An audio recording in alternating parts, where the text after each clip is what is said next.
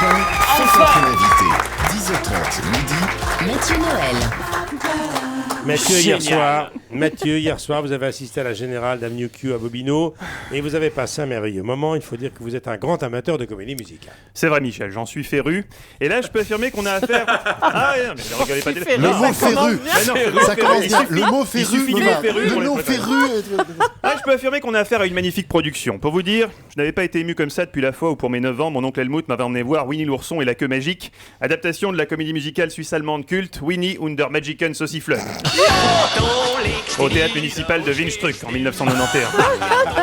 Un spectacle audacieux qui, à l'instar d'Avenue Q, se targuait de proposer plusieurs degrés de lecture. Les dialogues et les chansons étaient conçus pour plaire aux enfants, mais aussi aux adultes. Je me faisais une réflexion. Tous mes amis ont une queue, mais moi non. Moi non plus, je n'ai pas de queue. Je sais ce que je ferais si j'avais une queue. Ma queue serait grande, puissante et jolie. C'est bien la Je dois trouver une queue, Winnie. Oui, je vous rassure, il y avait une happy end. Hein. Bref, quel bonheur pour moi de découvrir en avant-première Avenue Q hier soir à Bobino. J'avais réussi à convaincre Michel Drucker de m'accompagner, mais au départ il n'était pas emballé par l'idée.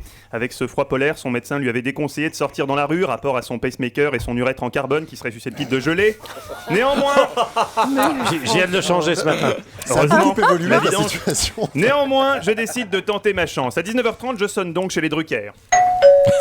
Grâce à Audica, Michel m'entend aussitôt. Oh là là, mais qu'est-ce qu'il prend, Michel? C'est horrible. Eh oui, il m'entend tout de suite. Seulement, la suite. même avec une prothèse fémorale de qualité, il en faut du temps pour traverser 800 mètres carrés en déambulateur. Bien sûr. Un quart d'heure plus tard, la porte s'ouvre enfin. C'était Michel, en personne.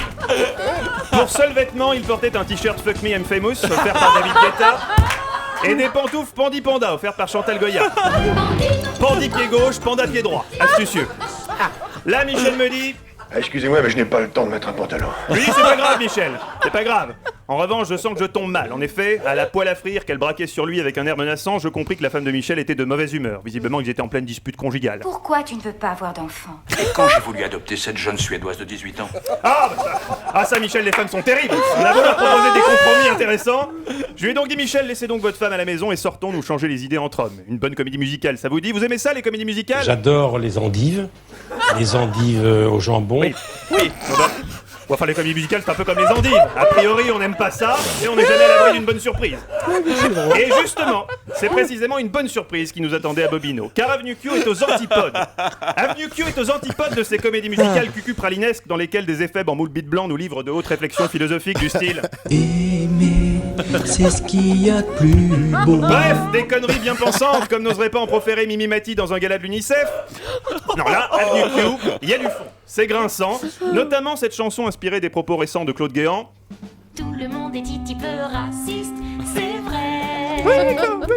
Oui, c'est ça, Avenue Q. Des chansons osées, des thèmes d'actualité et surtout des personnages truculents qui dépotent un peu plus qu'Ali Baba.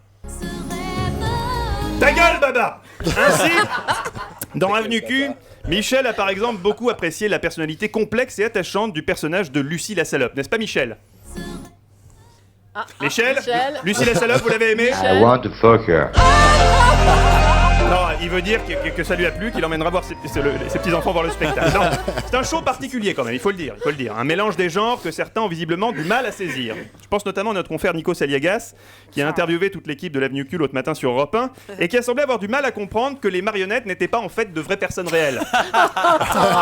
D'où une interview assez cosmique dans laquelle Nico s'est vainement tenté d'embarquer Lucie la salope sur le terrain de l'introspection. Alors, qu'est-ce que vous allez faire à Paris avec vos camarades? Vous faites un spectacle où vous racontez votre vie, en fait, c'est ça? Non. Oh bah écoute, on vit sur l'avenue Q. Mais il y a un peu de romantisme quand même, Lucie. Mais non, Mais pas chez moi, mon lapin. Pourquoi vous dites ça, Lucie? Parce que c'est comme ça. Mais parce que quoi? Vous êtes quand même un peu perdu, vous cherchez l'âme sœur. Mais non, mais Nico, c'est une Vous marionnette. aussi, Rod, vous aussi, Lucie, vous êtes quand même... Vous êtes là pour égayer certes les gens et les amuser à Bobino, mais vous êtes quand même un peu seul et un peu triste. Mais non, mais quelqu'un. il y a une actrice avec une marionnette dans la main, tu peux pas lui poser des questions psychologiques. Oh bon, ça il faut tout lui expliquer. Enfin, cher Bruno, j'ai lu que comme votre spectacle a été un succès succès partout dans le monde, vous aviez un peu la pression quand même. Vous dites, je cite, « J'ai la trouille de tout adaptateur, si ça ne marche pas dans mon pays, ça sera ma faute ». C'est vrai que ça n'a pas été facile de traduire Avenue Q. Vous précisez même qu'avant vous, un autre Français avait essayé, s'était rendu à New York pour s'imprégner de l'ambiance de Broadway. Where is the Americana Hotel? Where is the hotel? Et comme il n'a jamais été foutu de trouver l'hôtel, alors écrire la comédie musicale c'était encore pire, il n'a jamais réussi. Vous avez relevé le défi. Et même si vous doutez, je tiens ce matin à vous rassurer, non pas avec des vœux pieux, mais avec un exemple, tout ce qu'il y a de plus concret.